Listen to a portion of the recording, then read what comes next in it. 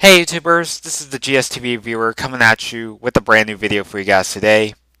Now I know I haven't really updated any content on this particular channel as far as uploading new videos are concerned, but I just want to rest assured you guys I haven't completely abandoned this channel. I've been kind of focusing more time on a project that I've been doing on my regular Gold Standard User 924 page, which kind of explains why I haven't really gotten around to making any new videos for the past several months. Just in case for those that are subscribed to me that are wondering where I've been. But also, another reason is that I haven't really had enough motivation or desire to make a new video up until now. But recently, I rewatched a family drama that ran for about 10 episodes. And it kind of got me fired up to making a new installment in my GSTV Obscurities video for today. Now, this family drama ran for about 2 months from September to November of 1999. And the drama was produced by Brenda Hampton, responsible for creating the hit family drama Seventh Heaven, which had been a long-time staple on the WB network from 1996 to 2007. Now, during Seventh Heaven's fourth season, there was a new show that came out that aired just right alongside Seventh Heaven, which the show starred Gregory Harrison, the late Rue McClanahan, Charlotte Lee, Christopher Kamen Lee, and Orlando Brown. And the show that I'll be discussing for in this video for today is the short-lived family drama Safe Harbor. Now, basically, the premise centers around our lead protagonist, portrayed by Gregory Harrison, named John Dorling, who's a local sheriff in town who raises his three sons at a motel resort, which is owned by his mother, portrayed by Rue McClanahan, in the fictional town of Magic Beach, Florida. Now, Gregory Harrison's character is struggling to cope with the loss of the death of his wife, who was revealed to be tragically killed due to a boat explosion. And it turns out that in the pilot episode that one of his co-workers that works for him in the sheriff's department had something to do with the death of his wife on the show. And eventually the deputy, I believe, on the show ended up getting arrested. Throughout the next several episodes, despite the show's lack of longevity, we do get the introduction of a new character to be part of Gregory Harrison's family in the show. And her character, portrayed by Charlotte Lee, goes by the name of Jamie, who is taken under custody. Jamie's biological father is accused of sexually abusing her, as well as her sister, who was never seen on the show, but it was revealed that there was two daughters, one of them being Charlotte Lee's character. And so that becomes a really huge problem. Her biological father was this rich lawyer. Recently, as far as when Gregory Harrison's character John starts to undergo some investigation considering about Jamie being kind of like the runaway, and it turns out indeed that her biological father is actually sexually abusing her. Because of those circumstances, they go to court. Gregory Harrison's character manages to take Jamie under her custody, and thus, for the remainder of the series, she becomes a part of the Dorling family. Now, Orlando Brown, he wasn't necessarily biologically part of the family, but he was best friends with the younger son in the show. And his character shows appreciation of the military, harkening back to his character in the 1995 movie Major Payne, which starred Damon Wayans on it.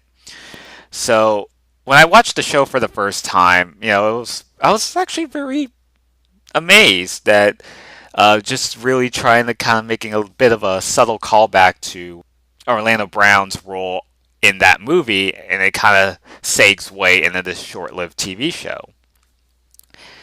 Now, At the time when I found out that Orlando Brown's character was a main character on the show, I thought for sure that he might have been, like Jamie, was somehow taken under their custody after something happened with his parents. But it turns out that his parents are very much alive. At the time, I just wasn't sure what was the fate of his parents. You know, did they die or did they abandon him? But yeah, apparently he sticks around with the family, particularly hangs around with the younger son of the family. So his role was pretty significant on the show. Now, Christopher Kamen Lee, for those that are huge Power Ranger fans, a lot of people remember him as Andros, the Red Space Ranger on Power Rangers in Space. So this was just about a year after Power Rangers in Space.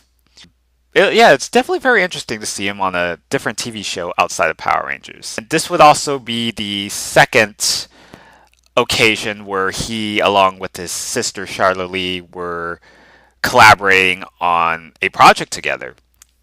Now, 2 years prior to this show, they were in a movie together, which was called Kickboxing Academy. And there was actually an infamous scene as far as their roles in the movie were. This was one of Christopher Kamen Lee's acting roles outside of Power Rangers. And this was also one of Charlotte Lee's earlier acting roles as well. Now, she would go on to have her success in movies like Not Another Teen Movie. And, she would end up having her success on another TV show with Grey's Anatomy, where she was a mainstay on the show for several years. And as of the time I'm uploading this video, she is currently on the superhero show Supergirl, which you could watch on the CW. In this show, it's actually a lot quirky. It's a lot lighthearted compared to Seventh Heaven, which had a bit of more serious undertones, and things could get a little more dramatic at times. I mean, not to say that Safe Harbor wasn't dramatic, because it did have some sprinkles of seriousness, especially with Charlotte Lee's character and some troubles that she went through when we first see her on the show. But compared to Seventh Heaven, Safe Harbor was a pretty quirky, very lighthearted show. And we also have Rue McClanahan, who plays the grandmother of the show, or Gregory Harrison's mother. But they don't necessarily have a full name for her character. I mean, looking at the IMDb profile, it says that she portrays a Grandma Dorling, even though she didn't really have a full name. I rewatched the show again, and I don't recall her having a full name, but she was just referred to by Grandma Dorling. Definitely had a sense of humor on the show, and some of the younger characters on the show would always go to her for advice as far as their situation, whatever situation that they go through. So she was very lenient and very kind and courteous to her folks. Very unfortunate that she is no longer with us. She was mostly known for her time on the 80s sitcom Golden Girls. Now, as far as Gregory Harrison as the lead protagonist on the show, he was most known as one of the characters on Trapper John MD, which was a show that was before my time, much like Golden Girls with Rue McClanahan was concerned. Not a show that I can really go more into detail about, since those shows were way before I was even born. But yeah, that was one of his most successful roles up until that point. I think he would end up going on to do One Tree Hill.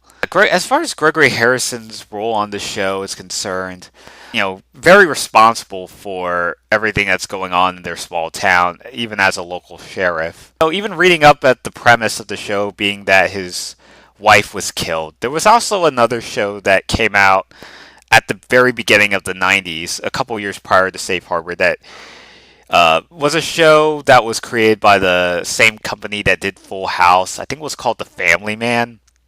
And I was looking up at some clips on the show, since it's a show that didn't really ran for too long, but it had somewhat of a similar kind of idea in a way where his wife was also killed before the beginning of the show, even though he was a firefighter on the show as opposed to being a sheriff. He's definitely a very caring father, and it's definitely an important trait to have when it comes to raising your children.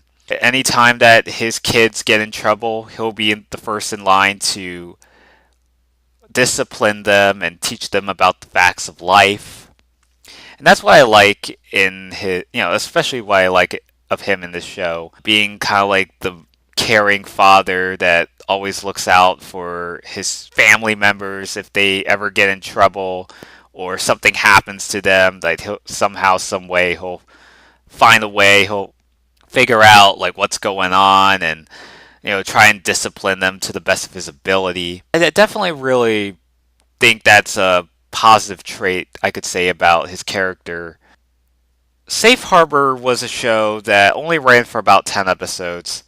There was actually another pilot that was unaired that you can't really find in public domain, that you can't really look up online.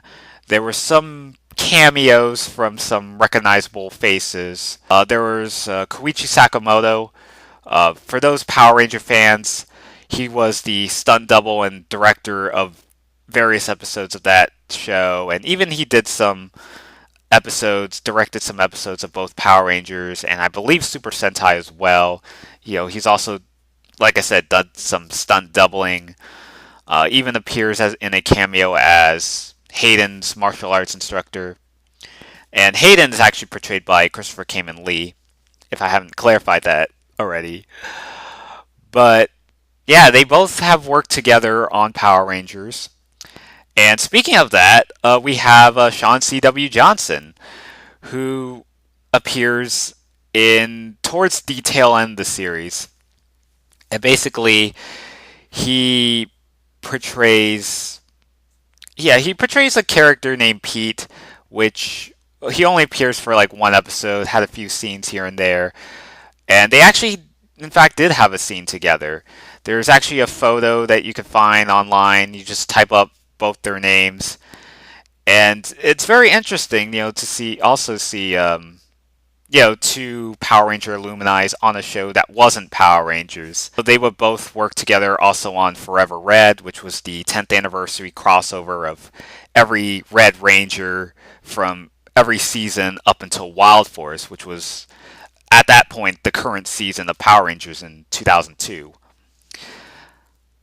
Now, for those that are wondering how Sean ended up getting the role of Power Rangers, this was the particular TV show where he got that role. Christopher Kamen Lee, I believe in one of his interviews, mentioned about how he influenced Sean C.W. Johnson to audition for a role in Power Rangers, and eventually Sean successfully auditioning for Carter Grayson, the Red Light Speed Ranger. There isn't really a whole lot to discuss about this show, which I believe that might have been one of the reasons why the show got canceled, because especially for a show that aired during the fall of 1999, you expect a show like this to air at least one full season. Like, primarily 22 episodes is the limit, although some TV shows kind of varies.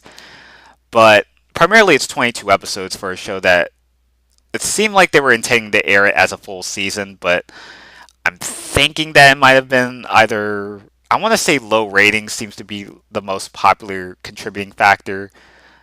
I mean, because I believe Ally McBeal at this time that the Safe Harbor had aired was the most watched show on primetime television, especially on Monday nights.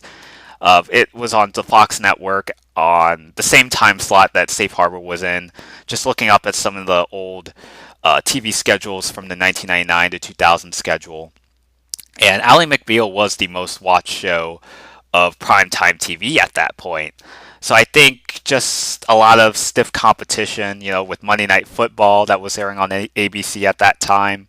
I think also with a lot of contemporary TV shows competing in the same time slot, I think that might have played a huge part as to why Safe Harbor got pulled the plug way too soon than it did. They did move the show to Sunday nights by the time you get to the last few episodes. And then once all the episodes were burned out, the WB just completely removed the show from its listings and hasn't been seen on TV ever since. And it's definitely a very obscure show, hence the title of this video installment. This show is the perfect example of a show that just came and went within a few months. So back then, you didn't have like YouTube or streaming websites like a Netflix, a Hulu, or even like the WBs and some of the broadcast networks that would advertise their websites. Where nowadays you could stream some of your favorite episodes of current shows. I mean, you couldn't do that stuff in 1999. I mean, no such technology even existed. I mean, when I found out about Safe Harbor, I was looking up at like old photos of certain actors that were on the show, and I was very curious to know what that show was about. I remember getting this show confused with Seventh Heaven, and I say that because not only that the show was created by the same person that did Seventh Heaven, but as far as Safe Harbor, some of these actors would go on to have at least a guest appearance on Seventh Heaven. Christopher Kamen Lee, I believe, was on an episode, I think about a year before he did Safe Harbor, and Shia Lee was on there. The actor that played Turner was actually on an episode of Seventh Heaven, and I think Sean C.W. Johnson was also on as well.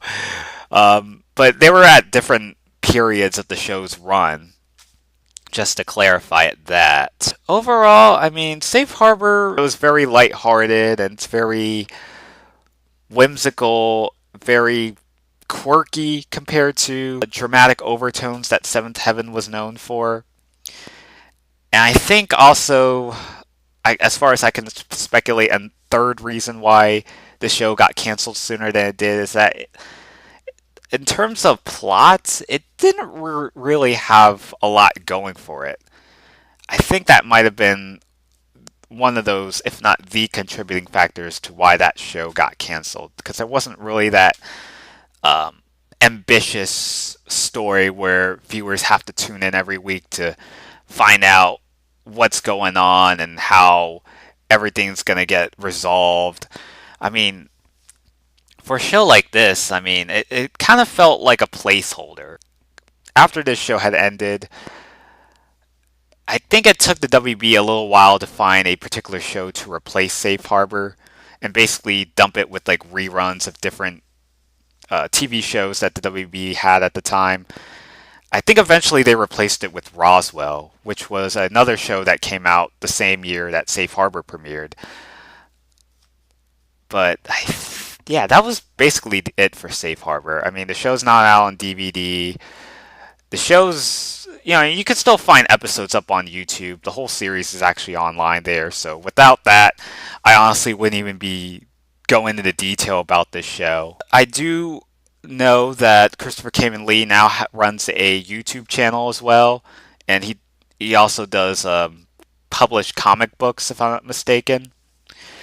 But Christopher Kamen Lee, if you happen to be stumbling into this video, I just want to say, I really appreciate your work. I really enjoyed your role on Power Rangers in Space. Yeah, keep doing what you're doing.